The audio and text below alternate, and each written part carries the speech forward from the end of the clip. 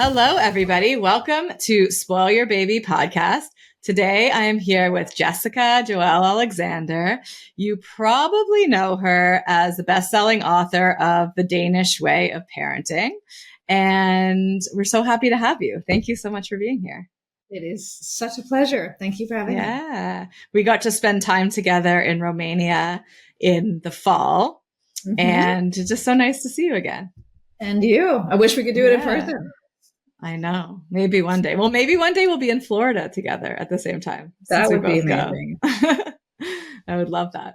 So for people who have not yet explored the Danish way of parenting, why don't we go over it? Because it had such an incredible impact on the whole world of, whatever it's conscious parenting, aware parenting, whatever we want to call it. But for people who are really focused on maximizing childhood, for their kids' overall well-being. I came across your book for the first time when I was a postpartum doula, and I was so happy. I was looking through the parents' library. I was like, yes, they have it. And I read it so quickly. It's fantastic. And it's touched so many families. So why don't we start with that? Tell us about kind of the foundations of that book.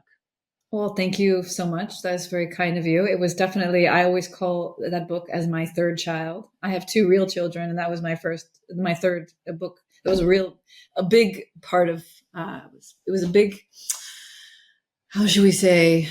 It was a little bit like giving birth. There was a lot of love that went into that book, and a lot of research, and I think many, many years of studying the Danish culture. I'm American, as you can hear, and I'm married to a Dane. I historically wasn't sure I wanted to have children, actually. Mm-hmm. So then I married my Danish husband, and I went to Denmark, and I saw the kids there, and I started to change my mind. Beautiful. Because there was just something very special there in Denmark. I felt that it was there was a serenity and a happiness and a calm that I just hadn't seen in other countries. Mm-hmm. And it started me on this journey of really, really paying attention and trying to understand what was so special. And after many years of really, really studying it, and then having my own children, I began to sort of realize, there's really something in particular with the parenting and the way that they approach children, which is very different than any of the other countries I had lived in, and I had lived in a few.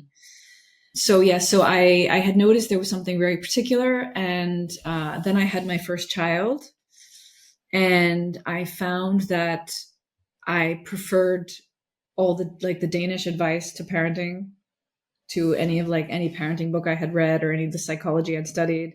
Mm-hmm. And this just became over time my go-to reference, and it had just changed me so profoundly, as a person and as a parent. This Danish approach. There was definitely a way of doing things. And this was the same with my second child. And then one day I was reading the newspaper that Denmark had been voted as the happiest country in the world.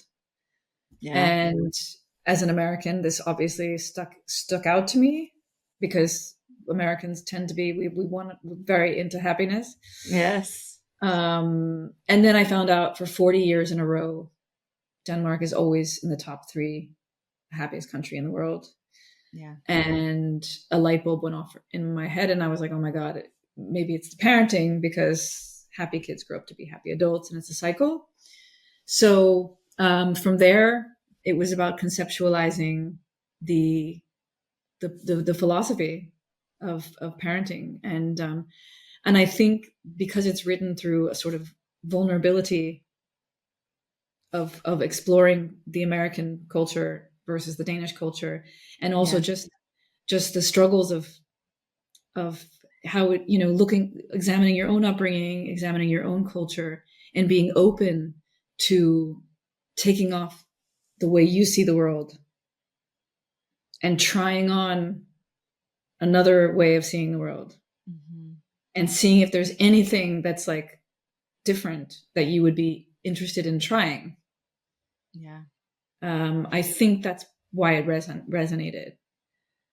Yeah, the curiosity is so important in all of this parenting. And I mean, I feel like you really definitely had a really unique perspective growing up in America and then coming, to Denmark. But this, philosophy, or, everything that you've shared in your book, it's impacted so many countries around the world, right? There is something really special about the Danish culture, how they and interact with children. It's funny because now, I mean, like I said, I have lived in different countries. Now we've moved back to Denmark, and now I really see again. You do a lot of research and you do a lot of writing, but now to see it again in person, I'm like, wow, it is really special. And and I mean, I think that you can do it anywhere, because I actually implemented the Danish way of parenting outside of Denmark. Mm-hmm. So I don't think it's about being here. I don't think it's about having, obviously it's a different system, but I think that you can implement a lot of these things, this philosophy, anywhere in the world. And that's, I think that's also why it's resonated, because we can all look at our own culture and say, okay, I like this, I don't like that. And obviously now the world is so globalized. We are learning. It really taps into important parts of being human and seeing our kids as human. I think that's one of the biggest things, right? Very much. Yeah. I would say, it's obviously, it's based on the acronym P.A.R.E.N.T. And this is where I'm going to do my cheerleading. P is for play. A is authenticity, reframing, empathy, no ultimatums, and togetherness in Hygge. Mm-hmm. So it's I think it's a very easy read, and it's I think you nailed it. It's very much it's very child centric, but not in the child rules in that sense. It's like children are seen as extremely competent from the time they're babies. Mm-hmm. There's a concept called equal dignity, which means that children are completely respected. They are seen as having dignity from the time they are very small. Yeah. And that as adults, we have power. Of course, we have power because we are the adult. And because of that power, we have more responsibility to use it in a way that's respectful. Yeah. And this was sort of novel for me because children are so well behaved. It's very interesting because it's such a you don't hear yelling very much at all. There's no spanking has been illegal for over 20 years, totally illegal. And yet, you really see such well-behaved children, which is kind of what a lot of parents want.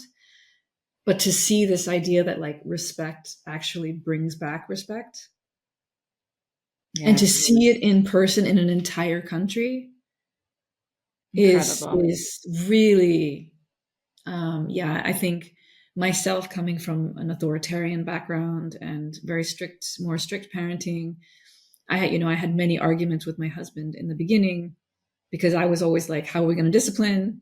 Mm-hmm. And my husband's like, why are you obsessed with discipline? We'll figure it, like we'll manage it. So it was a lot of like learning for me that there is another way. Yeah. And actually when you do listen to children and you do treat them with respect and you do realize that having power actually means it's more responsibility to use it respectfully. Mm-hmm. That doesn't mean not having boundaries. That doesn't mean being permissive at all. Yep. It just means realizing that this child has dignity as well and deserves. I'm getting shivers every time you say that. It's so important. But it's so real here. Yes. And so yeah, I think it's the whole thing has been a huge education. Yeah, it's incredible. And, it's I think it's also like we talk about this concept of hygge, right? Which is a lot of people think of hygge, they think of candles and warm blankets and tea, but here hygge is so much more. It's really like kind of psychological space Mm-hmm. that you create with your families. Yeah. And you sort of put dedicated time where you don't think about work, you don't complain, no, like you keep negativity out. You really focus on the moment, focus on the positive things, retell uplifting stories rather than complaining. Mm-hmm. And this is just so integrated into the culture here. And I was kind of studying it for many years, and then I thought, oh, okay, Danes understand these rules. They don't even think about it. Yeah. And so for us, we can sort of think about it and recreate this kind of like, I call it weefulness. Mm-hmm. It's like not mindfulness, it's weefulness, where you're really together with your family, you're really together with the people you love for periods of time and in the moment. And it's incredibly like recharging Yeah. for Yeah. families. I, Very ha- I, s- simple. I saw someone recently I ski every weekend, and I was chatting with someone the other day, and they were like, oh, I don't know what I'm going to do after the ski season. Like, I forgot how to like program my kids on the weekends because I've just been relying on skiing all winter. And I was like, what? I was like, be together. I'm like, what about just being together? That's not just enough. It's everything. Yeah, Right. and it's funny when we first started doing Hygge in my American family, because it took the book becoming a bestseller for my dad to take it seriously. That makes Um, sense. yeah, but then he did. Then he was like, okay, let's That's try great. this, try this, That's great. Hygge thing. And many people say, well, what do we do if we like if we can't complain, if we can't, um, and so it's like playing games, Yeah. playing board games, talking about good memories, I focusing love on that food. one. Yeah. Oh my God. That one is like it. Oh, that has probably been the best, the biggest change in my American family is this. We've replaced like complaining about work or complaining about, something with memories from the past, good Yeah. memories Yeah. of when we were little. Remember it. And it's just, and you retell these stories and it reinforces the story. And so your family becomes about these positive memories rather than these negative ones. Yeah. It's It's very amazing. powerful. Yes. Yes. I love it. I love creating that for my son. I absolutely love it. And for my family too. Right. I do that with lots of members of my family. And it's funny, you're like the weird one for doing it in a lot of places. Yeah, I mean, Right? and it's what's really interesting is that what you discover is that we all have habits that we're not even aware of. Mm-hmm. So we all, every family sort of has, yeah, like things we usually talk about or ways we usually interact. And I remember I used to think when I would go to be with my Danish family, I thought it was always weird that nobody asked me what I was doing. Right. Because in my family, it's like, what are you doing? And, what are you achieving? And right. Or, Yes. and there's nothing wrong with it. It's just, that's a cultural difference. But I Yeah. couldn't understand what was going on in this Danish thing. But then I realized I would think this also, maybe if something good was happening, people don't ask. But then also I noticed if something bad was happening, people don't ask. Yeah. And what I realized this Hygge space was very much almost an oasis Mm-hmm. where you knew you could be together in these times and nobody cared whether you were having a good time or a bad time. We were just there to be in the moment. Yeah. And It's wow, when I beautiful. figured that out, I thought, oh, wow, this is so cool. Like, you always know that no matter what's happening in your life, you can come and just be you. Yeah. And Yeah. and And and share and, that, happiness. and that's quite powerful. Like, um, but again, it's very interesting when you actually start looking at some of the habits that you have in your family and how simple things can make a profound difference in terms of like Absolutely. connection and So Hygge is one of those interesting cultural differences, which I think can make a huge difference for Yeah, people. it's incredible. I was thinking as well as you were describing parent and sharing other thoughts is like, I think parents all over the globe are focused on what, like, we know that childhood makes a difference. We know that those early years make a difference. We know childhood makes a difference. And we're all about, I want to make sure I get this right. So I'm setting my child up in the most positive way, like similar to how you were sharing how you thought discipline was the answer Mm-hmm, to that, mm-hmm, for example, right? mm-hmm. And I just think so many sources are letting parents down with that, where they think it is the power over, the control, the punishments, and you just provide just this beautiful alternative, right, for people to meet those goals that are their authentic goals as parents. Absolutely. I mean, I think I don't think any parent actually, feels good about being in a, being in an authoritarian regime with their kids. Yeah. And I think for sure, like, and you see it here a lot as well. When you start giving that respect very young, I see where it really comes back is in the teen years. Interesting. I mean, I really see that so much. And it's just like, when you start from young and you parent this way, I think, 10, 12, like of course you'll go through some normal pushback, but overall, wow, I find there's so much, they're so respectful here. Mm-hmm. And I think something else, which I touch on in the book with like play and these sorts of things, I find here that childhood is very protected. Mm. And I Yeah. say it like that because it's like people understand, we talk about play now, we talk about free play much more, Yeah. and the importance of free play and protect, how much kids actually need play Yeah. and not so much, everything being academic and early reading and early, all of these things. And I feel like you really see this society which glorifies play Mm-hmm. as an educational theory, as the most important thing a child can do. So it's like very protected. Yeah. And I was thinking the other day, I actually wrote an article about this. I almost feel like you could almost make childhood a UNESCO heritage site here Love that. because it's so protected that a child is allowed to be a child. Yes. And they Not would rush through. not rush through it because there's so much time to be an adult. Yeah. And the belief is that the more you give a child the foundation to be a child, the more grounded they will be as an adult. Mm-hmm.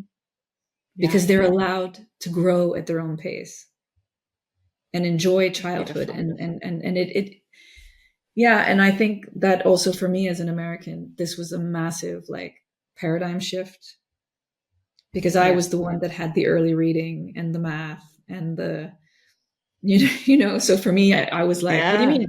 What do you mean play? Yeah. And that's probably why so many parents can be triggered by it if they didn't experience it too. Right. And so I always tell them, like, bring up that inner child of yours. They probably still want to play and get some therapy while you're also guiding your child to do this.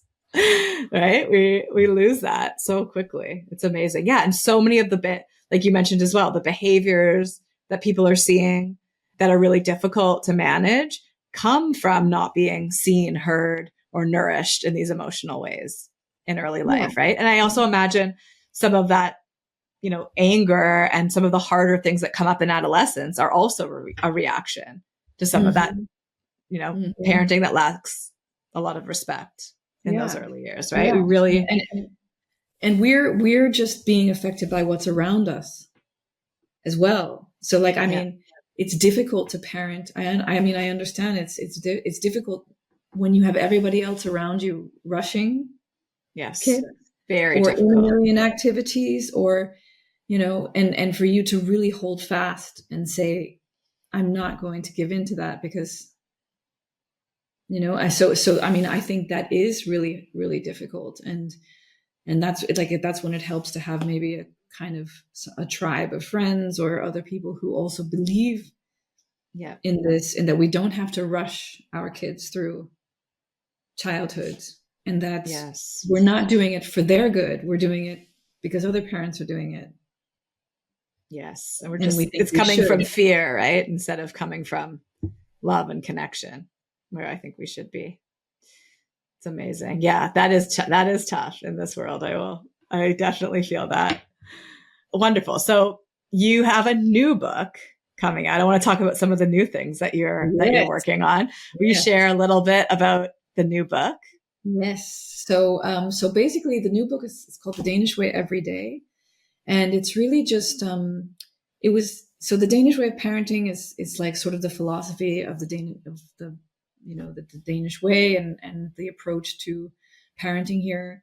And the Danish Way Every is much more a sort of practical how to implement a lot of the parent model. So in everyday activities like doing chores or cooking, routines, nighttime, mornings, and even things like screen time, which is obviously an important topic right now. Mm-hmm. Denmark has also, I discovered while I was writing this book, been voted as having the highest levels of digital well-being. Incredible. Yeah. So this also got me very interested in their approach to raising digital citizens and how they prepare kids for screens and manage screens, which I think is super relevant right now. Yes, completely. Yeah, I want to share that I have looked at your book. I still need to do a deep dive into it. But what I also, I love it. And what I love the most about having a growing child right now is that you go all the way up to adolescence too, which is so lovely, right? Yes. And giving those really specific examples. There's so much inspiration for parents to take. So congratulations. The idea is just that. like a manual they can flip through from toddlers to teens so that they can get like a little piece of inspiration for whatever age they're managing. I love it. So tell us about your other project now that you've mentioned. Yes, so that is parenting. Raising digital citizens. This was also a labor of love. It has come from my own experience with my kids as they were getting to the age where they were needing a phone. Yeah. And I think any parent that goes through this phase understands like it's truly a rite of passage and a milestone, from when they don't have digital freedom to when they have more digital freedoms. Yeah. And I think that right now there's a lot of like focus on controls and banning, and there's a lot of fear. And I mean, I knew from the research that the most recommended approach is to have conversations and to create a relationship and to talk to your children regardless of what you do. Yep. But I think it's very difficult for most of us who didn't grow up, with this. I mean, I think for our age, like we didn't grow up with phones. And so it's very difficult to have conversations about something that we frankly know so little about. Yeah. And so I looked to Denmark, as I do for a lot of my parenting advice, and I found the digital citizenship program amazing, very human, very much based on empathy and how to be a good person in the digital world like you are in the real world. Wouldn't that be a dream if we could all... God. Yeah, and I think the approach is also like, this world is just as real for our kids. Yes. As this world is. And just because we don't know about it, we still have a sort of responsibility to help them learn to navigate, be careful, cross the road, all of the things that we do in the real world. Mm-hmm. So I didn't obviously have a tool like many parents don't. Yep. And so I created these conversation cards based on the Danish approach and the citizenship model. And I told my daughter that once we had gone through the cards, we would make an agreement and then she could get a phone. Very And cool. so she agreed, and she was, of course, very, very, very excited because, this Yes. was also like part of the milestone of like getting keys to the car. Yeah. And so we did this, and it took us about 3 weeks. We made an agreement. I felt very good about giving her the phone. And then as my son was getting older and he was getting closer to that age, but he did have an iPad. Mm-hmm. My daughter came to me and she said, Mommy, I really think Sebastian should do the cards. Cool. And I was like, wow, okay. That means they really made an impression. Yes. Um, Fantastic. and so, yeah, so we've made it into something that all parents can use now. I love Um, it. So there's an order you go through from yeah, the so it's first like card to there's the last. communication, consent, bullying, critical thinking, safety.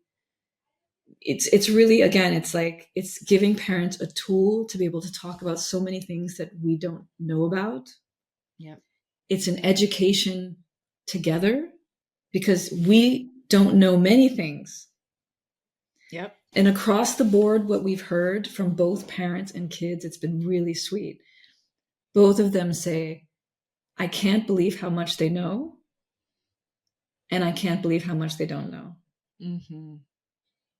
And it's Yeah. very, very, I mean, like like I said, the thing that's made me the happiest is when I interview, a 10-year-old that says, I'm so happy that my mom is talking to me about this. Love it. I love it. Not just being negative, Yeah. not just shutting it down, but like actually having a conversation. Yes. Yes. Because banning, abstinence never works, right? This is part of life.